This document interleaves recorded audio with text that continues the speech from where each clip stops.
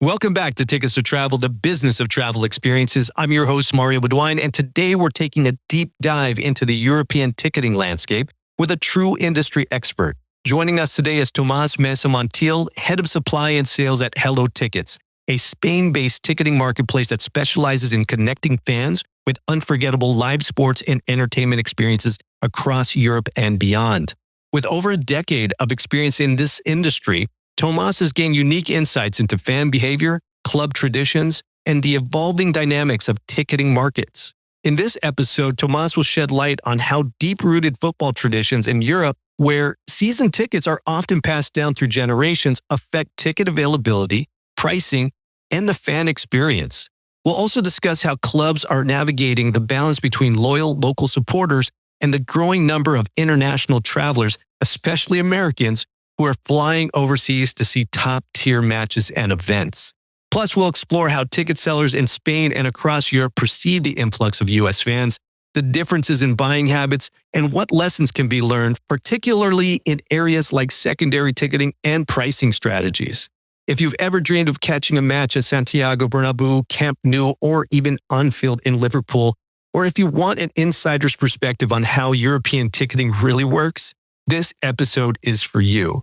So make sure to follow us on all of your socials and don't forget to subscribe wherever you get your podcast because Tickets to Travel starts now.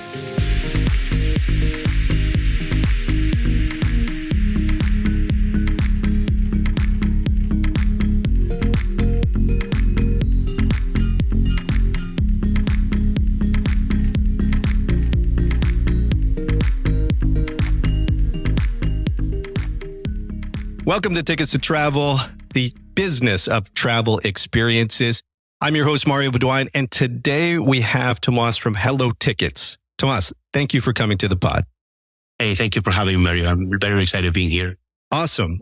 No, I'm excited to have you as well. I looked over your career and what you currently do, and I had to ask you one question. When was the first time you sold a ticket? The first time I sold a ticket was in the summer of 2012. Really?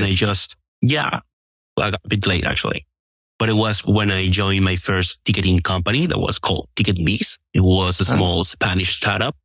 I was coming from banking and I made a major shift in my career. You were a banker and you decided to sell tickets? How did that happen? Yeah, I guess I was working on private banking. I used to work previously on a broker exchange as well as an exchange broker. I just saw what the startups were, the buzz about these. 2012, big financial crisis in both the US and Europe. I was turning 30 years old. So I was like, perhaps this is not what I want to do in the rest of my life. And that's how I got into ticketing. And that's what the moment when I first sold, I think, was August 2012. And what was the event that you sold it for? Yeah, it was a Real Madrid-Barcelona match. Oh, okay. That's a pretty good one to start off with. It reminds me of the conversation I had with our friend John Allen, where I asked him the first time he sold a ticket, and it was like literally when he was in school, like he was a child when he did it. Yeah, I listened to that episode, and my story is not as romantic as mine was when I was 30 years old already. No, but I feel like you must be a fan. You must be a fan of Real Madrid or Barcelona, right? Yeah, I'm a Barcelona supporter, yeah. I see. So that was probably a little bit of an interesting piece because you were able to get into the game at some point. Yeah, it was exciting because when you are outside of this, you think you will never get into a Real Madrid game or into our New York Yankees games. You think it's impossible. So suddenly when you are inside this industry, you see that of course it's possible. And it's all if we work to make it possible to the rest of the people that is outside of this industry. So yeah, I listened to John Allen's episode and it was very exciting. And I think because of that excitement, it's because I keep working in this industry. Amazing. Yeah, no, it's same for me, right? Like I started out being an online travel guy and then moved into being such a lover of music and sports. Like I was always curious about how ticketing worked because there were some similarities between travel and ticketing, but for some reason they don't play well together. They're not really merged. And so that's the inspiration for bringing some awareness between the two industries. So a lot of times when I talk to people, I say, hey, I'm trying to educate ticketing and entertainment people about travel and vice versa. You've had an amazing career in this and obviously a love for sports and entertainment.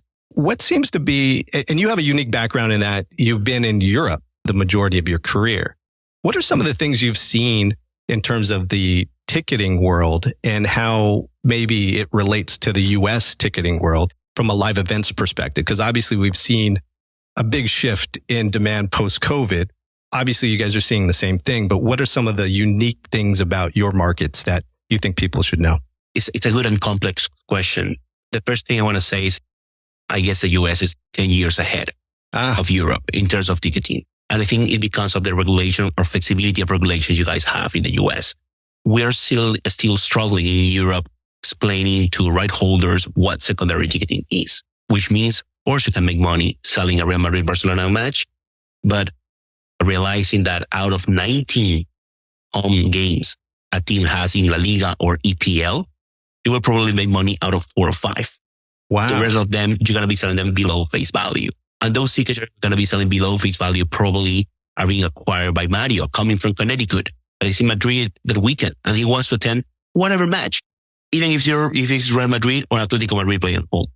In the same way that happens to me if I go to New York, I'd rather see the Knicks, either Brooklyn Nets are in town, I will go happily there too as well. So explaining all this, we're still on that phase. It's getting better from the right holders' point of view.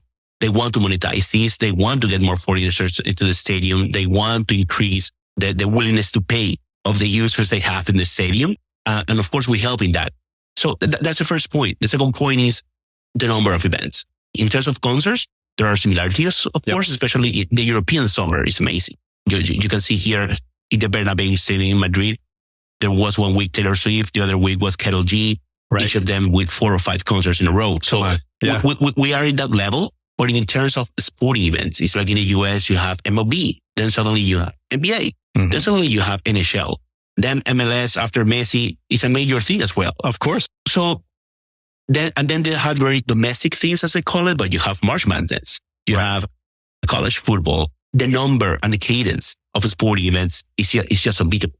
Wow. I didn't really think about it that way, but you're right. There's always a live event. I always said that sports in particular are the easiest from a business standpoint because I see it very similar to travel, right, Tomas?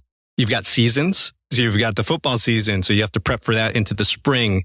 Then you've got baseball through the summer. Basketball covers everything. And then you have hockey. And of course, you mentioned March Madness as well. So that's true. I think you're even saying that from a content perspective, Europe is still developing the leagues and the games and the different things to fill in the gaps. Yeah. Or perhaps many people will say, there are many. You have handball tournaments of course, you have many sports as well. But how many of them are competitive in terms of ticketing or competitive in terms of having a full attendance to their stadiums? So the local basketball league here in Spain is the second best in the world, just after NBA. We have a massive tournament in Europe, which is called the EuroLeague, which is the top basketball team facing each other in a format very similar to the one you guys have with NCAA, but still the level of attendance, I think is key. I think it's the main difference. So the good thing is the football season or soccer season here in Europe lasts 9 months, from August till May. So of course you have a long season, as you said, you were saying earlier, to plan ahead. Yes. It's very similar to the travel industry. But again, the number of events, the number of leagues with attention or perspective of having a full attendance in the stadium, it's different. Along those lines, when the comparisons come up, when I'm trying to explain to a travel person how ticketing works, I liken it to a hotel and an arena because they're both have different rooms or seats and there's perishable inventory. So the ticketing system, the primary ticketing system and the property management system on the hotel side are equals, but that also speaks to the rights holders as well. And so you brought up a really good point earlier that I wanted to dig into a little bit is that it feels, and maybe I'm wrong, but it feels like there's a little bit of an imbalance between generational fans for, let's say, Barcelona, where they're passing down seat licenses and such. And then you have people like me who are coming in to, as a tourist, see a game. And I'm curious as to what that percentage is, but also how do the rights holders feel? Obviously, they all like money. They want to sell the ticket, but at the same time, you have to balance sort of the purity of the fans because when people say, hey, I played soccer all my life, and they say, who do you support? And I say, I'm an Arsenal supporter. But I know that's a dangerous thing to say because it's so passionate in the UK about what that team does that it almost discounts my being a fan in a lot of ways as an American.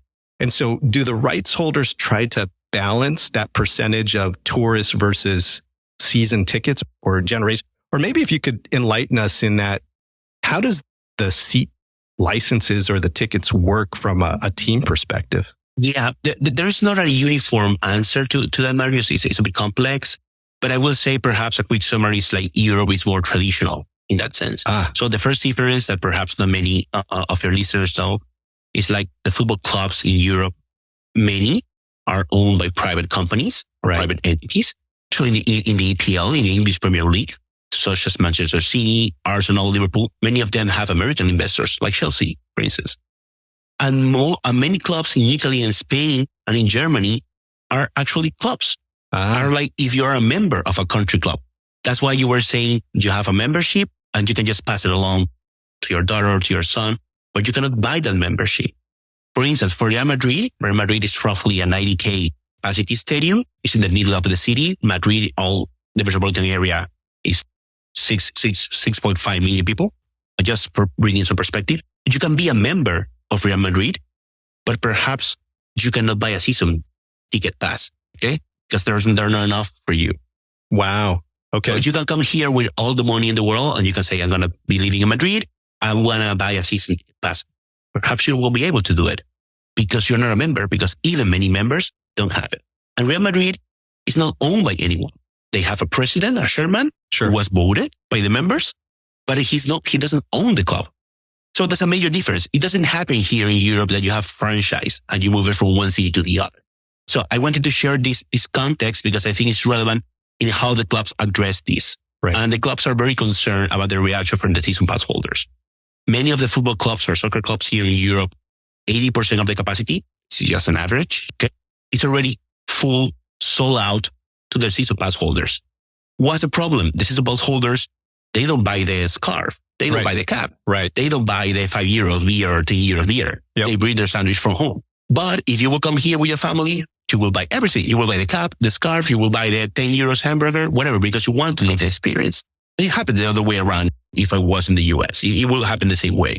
So depending on the clubs, is attention to this. Yes, they want to bring more foreigners, but they don't want all the foreigners being the main attendance to the games.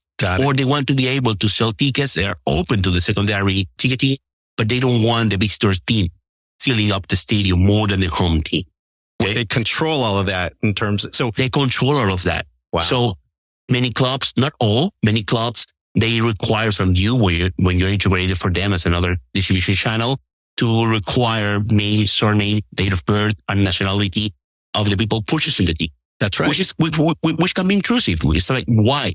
The reason why is they want to know Mario is not a Bayern Munich supporter. Right. Not because it's bad being a bad supporter of Bayern Munich. It's just they don't want to exceed the capacity from the away visitors. And they have arrangements between the club, which is regulated by the UEFA, which is the government body of football here in Europe, on the percentage of the stadium that should be allocated to away fans.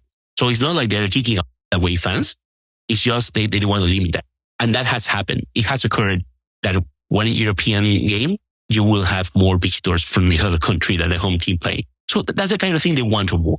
And in the specific example you mentioned at the beginning with Arsenal, London being London as it is, very international, London has close to 7 EPL teams. In terms of Arsenal, they are open to foreigners. They also want the foreigners to be 50% of the stadium. You will go here to the stadium of Real Madrid and you will see the same person that he's my stadium friend. Right. Because I have been attending to the stadium 10 years next to this person. So they said they made this kind of friendship there and hence the tradition. It doesn't mean they're against the foreigners or the visitors coming.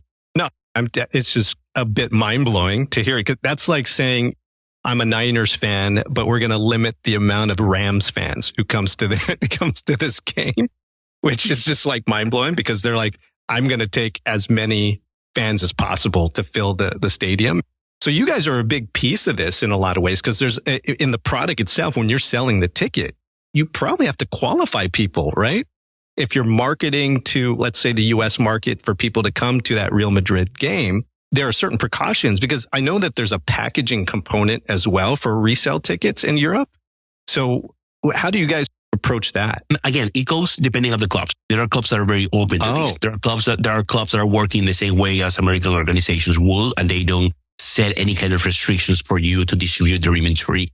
But there are other clubs that will demand attendees data for security reasons. Okay. And the other reason is perhaps 50% of the Bernabeu can be of Americans visiting Madrid. That's okay. But perhaps they require you not to come dressing the colors of the away team. Right. So if you are playing against Barcelona, they don't want you wearing the Messi shirt or the Barcelona shirt. And those basically is information. That's basically disclaimer. And I think what we're very good at is at providing that information because again, our focus, we sell to domestic audience as well, but mostly our focus is international travelers, cross-border. Right. It's your growth area. So we try to be very explicit in that kind of information, in that kind of disclaimer, and especially try to be informative and not demanding because it's not something to be scared of. It's just precaution to have, you know? Looking for the hottest events, concerts, and experiences around the world? Look no further. Hello Tickets has you covered. From must-see concerts at sports games to unforgettable tours and Broadway shows, Hello Tickets gets you fast, secure, and hassle-free access to the best events worldwide. Skip the lines, book with confidence, and make every moment count. Visit HelloTickets.com today and say hello to your next adventure. Yeah, so I'm also starting this segment that I call Fan Travel Stories. The first one that will come out in a couple of weeks is a guy who I've known for a long time, and he was telling me about his trip to Liverpool, and he lives in Texas. And so in that case, he didn't know how to buy the ticket. So he was able to get there, but he didn't know how to buy the ticket. So he went to the Liverpool website and he ended up buying this package that was a dinner and 2 tickets. And he had to go to a pub to pick up the tickets. And so he had the dinner and he was just like, is this legit? And does this make sense? And I told him, I said, that's actually the most legit thing because it's a real person who's probably had those tickets for generations or in that establishment. They own the pub or whatever it is. And you're literally getting it handed to you from the person who owns the ticket. Is that accurate? Or do you feel like... Yeah, it could be accurate because it could be accurate. It could be accurate. Probably that pub has been there for 150 years. And still, Liverpool Stadium has been there for 120 years. The stadium is next to houses. It's just next to houses. So yeah, that's probably true. That's probably one of the season pass holders was having a beer in the pub and it's a member of the club, or they meet up there in the pub to watch the games. And that season ticket holder didn't want to attend that certain match. Yeah, that certainly could be the case. That's interesting. And obviously you guys at Hello Tickets have been doing this for a little while. So you've collected probably a little bit of data on international travelers. I'm assuming that the US market is a pretty big market for you. Are there certain things that you've noticed about how Americans purchase tickets in general? And what are some of the things that you're thinking about developing around this to attract more to come across the pond? Yes, of course, a very important market for us, more in the terms of the events we're selling tickets for than from the audience. Right now, we target the local audience in the US, but it's not our core business. We have strong competitors there, strong marketplaces there, and it's not our core business right now. But in terms of events, for sure. But we're selling tickets to Americans coming to Europe to watch events. And there are many differences. Sometimes Americans are less sensitive to pricing, which is, as you know, it's very different. The purchasing power and the willingness to pay. Those are 2 very different things. And perhaps the willingness to pay in Americans is higher. So that's one point. Second point, they are less scared or worried of last minute purchasing. And the other main difference, which comes related with the topic we were discussing 10 minutes ago in terms of regulation. Many secondary marketplaces have partnerships with the right holders in the US. And at the same time, those right holders have a partnership or their ticket company is Ticketmaster, which is primary. So normally you will see Ticketmaster facilitating or enabling these secondary marketplaces to integrate to be able to transfer the tickets. Yes. Why? Because they are both partnering with the source, which is the team. That doesn't happen here in Europe. We are not there yet. Interesting. Of course, mobile tickets is a big thing here as well, and the same in the US. paper tickets are almost disappearing here in the same way as the US, but you don't see this ticket transfer as common as it has become in the US. And it's not a thing of tech, it's a thing of regulation, enabling that tech to be open to secondary players. That seems to be the challenge with resellers and Ticketmaster is the transferring of the ticket. Because I learned this from John as well, is that if you are buying X amount of tickets and for a price that you've negotiated, you own the ticket. And so for everyone who's listening is saying, yes, if you own the ticket. So however you want to sell it is entirely up to you unless it comes through Ticketmaster. And then Ticketmaster puts these parameters around who can actually transfer the ticket, which is a way to control things, especially when you own the ticket. So to liken that down to, hey, you bought a $10 ticket to a festival and you wanted to make a little money and give it away for free, you should have the right to do that. And I think that's what the resellers are getting at. Is that right? Yeah, and that's totally right. And we come back to the topic of the 10 years advantage in the US versus Europe. I know there are still issues, Ticketmaster, because we both attend these type of conferences. But the first one I attended in the US was in the summer of 2016. So almost 9 years ago. It was the World Ticket Conference. It was in Vegas. I was working for SubHub back then. You know? I was managing partnerships for SubHub in Europe. So for us, it was great because we saw many ticket brokers or secondary places in the same conference, in the panel, arguing lively with Ticketmaster executive. Right. But the first thing is Ticketmaster executive were present at that conference. So for us, that was mind blowing. And then the second thing is having those live discussions I will say right now, we are not there yet. That's why 9-10 years difference. And nowadays, when I attend these conferences in the US, there are still these issues you're mentioning about. But again, Ticketmaster executive are there, or Ticketmaster is their partner with certain club and their club or that team have a partnership with maybe Seats, let's say. Of course, they enable that. They collaborate together. So we don't have that here. We have a willingness from the football clubs or from the music promoters to allow secondary, but to allow secondary, always try to apply price cap or trying to apply limitation, which is okay. We have been for many years trying to get some regulations because sometimes having a regulation and being allowed to do certain things is better than being in a gray area. Yeah. You know? But we are still don't have the same kind of collaboration and rapport or intent to collaborate you guys have in the US. Yeah, I could see where that could be. Actually, it's beneficial for you in particular, Tomas, because you understand both sides. So you're literally 10 years ahead of how you can affect the markets in Europe. Do you have certain strategies or just thoughts around how you can maybe speed up that 10-year gap? Or is it just a matter of, let's say, AI and technology taking hold of the industry there? Fortunately, it's not just myself. There are many of us, or many colleagues of mine are currently Hello Tickets and SubHub before. We still are keep in touch. It's a small industry. We know each other.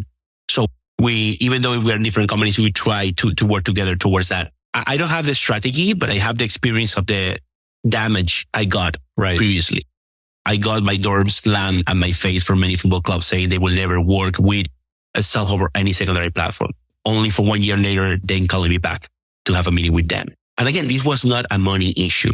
It's not a money issue from our side. Yep. It was them allowing that they can fulfill the expectation from the generational, traditional legacy season ticket holders while providing some supply for those international travelers or domestic audience trying to get to the match. Understanding that having an empty seat is a worse situation at all. Even the leagues got involved. We don't want empty stadiums showing on TV. Sure. It's bad business. And of course, the clubs have moved towards a more operational mode in which they need to maximize the stadium. How you maximize the stadium? Selling beverage with hospitality packages, keeping activity every time. Consider a soccer season is very similar to the NFL season. A soccer season had 19 La Liga games. If you are a top performer team like Real Madrid or Barcelona, plays Champions League, etc., you can play up to 25. That's it. And hence, they are open and they have modified their stadium. They have refurbished their stadium to be able to offer concerts because of this intent. So all these explanations come that the main experience I got, Mario, is like, we have to keep these conversations with the clubs. Sometimes we're heated. It's like, we are doing everything legal. There's no regulation against it. It's just that we are not favored by the right holders. And many times we were comfortable being on the side. like not making too much noise. I think perhaps that was accurate 10 years ago, but right now we need to keep the conversations open with them. Even if we don't have a deal with them, we need to keep the conversation open with them. We need to be able to share the data. Not any of the clubs here in Europe, even massive clubs like Man United, Real Madrid, which are corporations as big as the Yankees or as big as the Lakers, they don't have all the data or of who are coming to the stadium from abroad. They assume Brazilians are traveling to Spain. Right. Yeah, for sure. They assume that, but they don't have it. So if we can leverage the kind of information we have gotten from all the track record, from all the big data we have in these years, I think that's a gate opener. And I think that's changing, but the change has been, to be honest, a bit slower than I would have liked for. This actually hits the crux of why we're talking today, right? It's because you hit on something that I think is very important, is that the origination data of the fan who's purchasing is not readily integrated into ticketing systems / travel. People will find various ways to purchase the ticket because it's not integrated into a travel platform right now.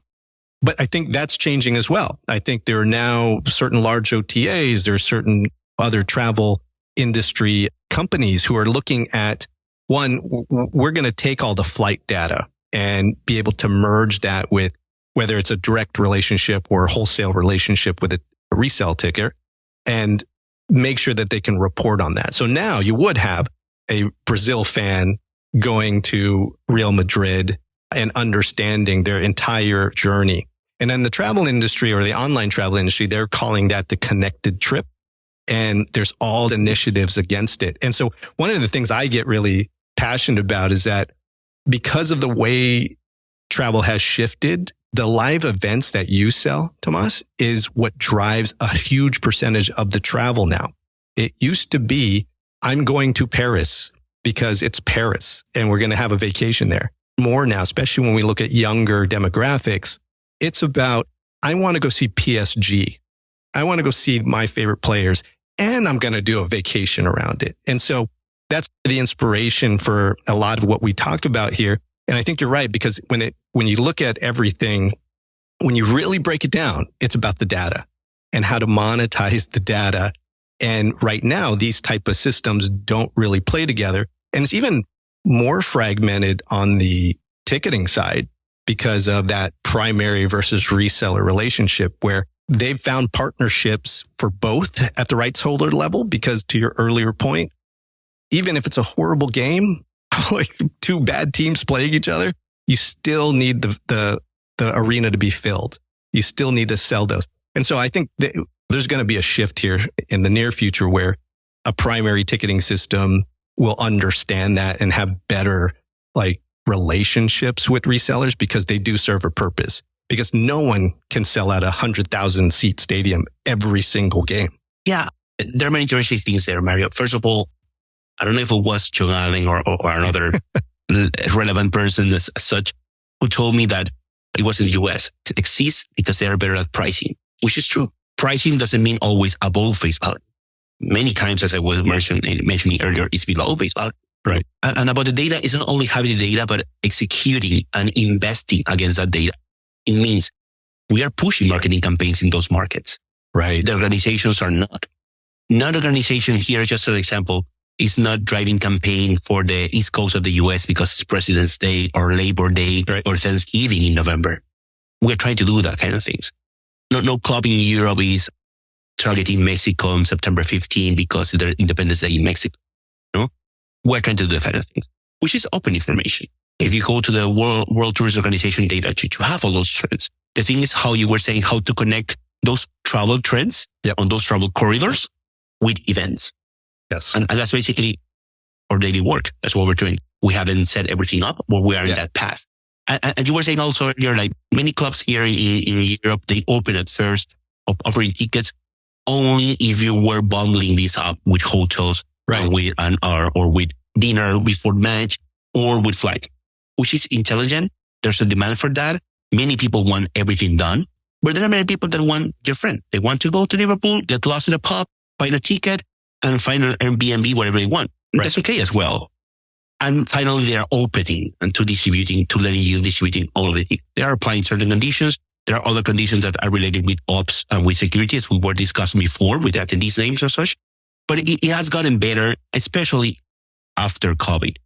And the before and after COVID was key. I think before COVID, and I guess was similar in the US, organizations were very happy with the TV rights. And of course, no one saw this black swan. All of us who have worked in ticketing or travel, we got scared during this year and a half for obvious reasons. Okay. And I think after that, they have doubled down on this need of monetizing the stadium and opening to new revenue streams. And I think that's why they are more willing to do this. Yeah. If I owned a team, if a wholesaler or a reseller came to me and said, here, I want to take 5% of your inventory for the entire year, and here's what it is, I wouldn't care yes, I would take that money. And then, of course, you have a partnership on the primary side, but effectively the primary is taking direction from the rights holder to be able to distribute these tickets. So that's where I think people get mixed up in that, Ticketmaster is a marketplace, but they're also a primary system. And they're for me, they are the whole supply chain. Yeah. They are all supply chain. They are Live Nation. They have venues, which is great. They are a ticketing company. They are promoters as well. They manage all the different verticals of the industry. About the right holders that you were saying, if you own a team, the thing here is that every member, every season ticket holder of a team feels like the club is theirs. I'm not saying in the US it's not the same. When you see the Green Bay Packers fans, it's amazing. They're all there with a cold, and of course they feel their team is theirs as well, for sure. But here it's like they're entitled to it. I will share with you a quick example, which is public information, of course. In Madrid, which is a magnificent city, you have Real Madrid, but you also have Atlético de Madrid, which is a very successful team as well. Mm-hmm. They had an old stadium close to the river in the middle of Madrid. And roughly 10 years ago, they decided to build a new stadium close to the airport. So very similar to the American model. I take the stadium out of the downtown. Magnificent stadium. And people were against that. Mm-hmm. And even though Atlético Madrid is owned by private company, but it's my club. It's like, why are you doing this? Finally, they understood. They are very happy with the stadium. They have the best subway station in all Europe next to the stadium. Looks like an airport. Very easy to go to, very comfortable. They have their monetization deals because they are a venue for major concerts as well. Sure. But then at that moment, they also decided to change the crest of the club. Oh, that sounds like a no. And you will say, Thomas, that happens here every 10 years. That's in true. NBA clubs okay. And they say, okay. Well, I think the most similar position I will find is like when you compare with Boston Red Sox and the Yankees. That's okay. it. All you right. haven't seen the uniform hasn't changed. The logo the Yankees has not changed changed. the stadium one block away. Right. That kind of thing. You still have Fenway Stadium. It's that kind of thing. And finally they changed the crest, same place for 6 years. The audience, the supporters never stopped complaining. Every game they were chanting, wow. I don't want the crest. I don't want the crest. What do you think happened this last summer? They back to the previous crest. They went back to the old Coke, the Coke Classic. Yeah. It's a great example because it's a very romantic one. How much people they didn't surrender, that was important for them. But it's also why the management of the club is not like they don't have a money appetite or they don't want to monetize in a better way. It's because they are very concerned about the reaction from their fan base. The fanaticism, the passion is on another level. And that's what, when I traveled throughout Europe, like I noticed it big time, whether I was in London, I felt it more in Italy. And if I was wearing a Barcelona jersey in Italy, I got bad looks. People are like, what? Or I remember one time I had gone to Venice and I just picked up their local jersey. And then I went to I think I went back to Rome and I got the dirtiest looks. And I was like, you know what? I probably shouldn't be wearing this. It's just a different level of fandom where here in the US, if I'm wearing a Niner jersey into New York, it's not a big deal. People are, hey, high fives or whatever it might be. But really in Europe, it's a different level of fandom. And I think that really is the source of the business, right? And how those decisions are made to sell tickets or fill the arena or to change the crest or the logo of a particular team. No, that's true. I want to emphasize that it's very safe. Probably you will have a bad look if you go to the Bernabeu Stadium in Madrid with a Barcelona shirt. I have done that.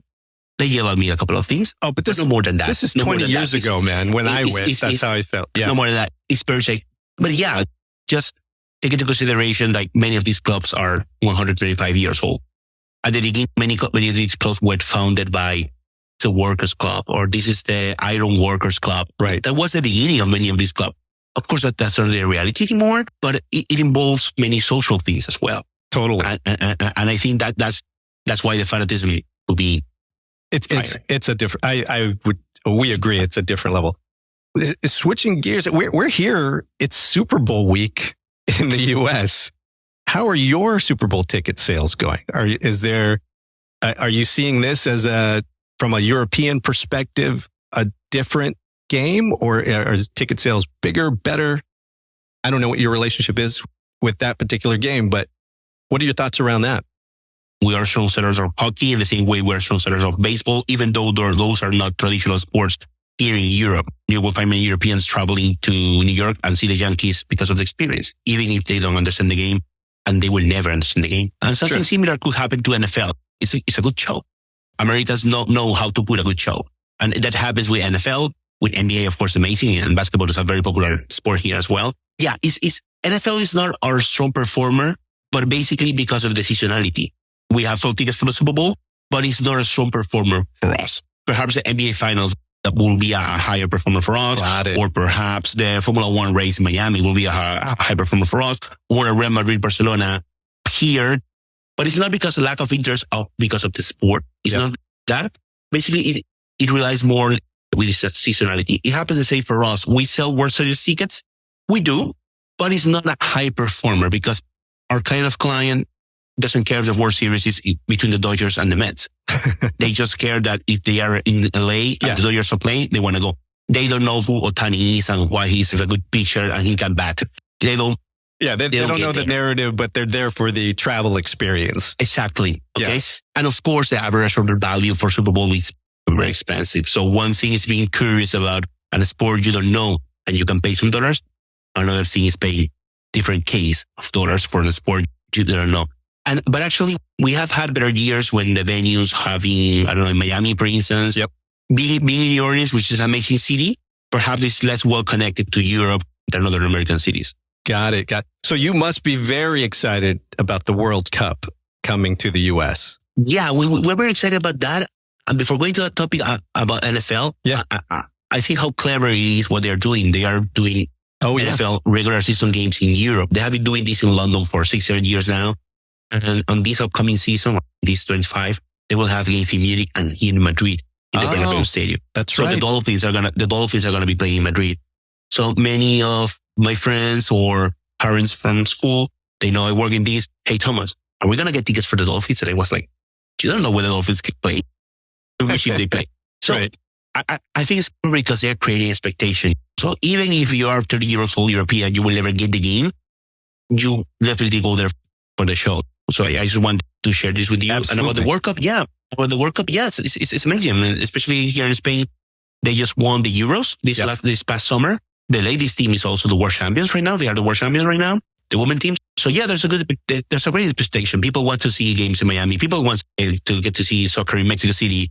Yeah, people is very excited about that. It's still a bit early for us in terms of sales, but yeah, we are very looking forward to it. Yeah, the deposits have just been released, I believe. And I think the tickets don't go on sale till the summer, I think in June or so. Our friends at On Location have been on those emails. But Tomas, thank you so much. Fantastic insight on the European tickets and reselling, as well as your initiatives and some of your thoughts around the US markets and the comparisons between each. So please, I would like you to come back and talk a little bit more once there are other initiatives that'll come down the line, I'm sure. But thank you for coming to Tickets to Travel. Thank you for having me. I have enjoyed it a lot. I always enjoy these kind of conversations with Americans, either if you're in the industry or not, because there are differences. Again, we're 9 years in the US ahead versus Europe, but that means there's a huge room for growth for us here. Absolutely.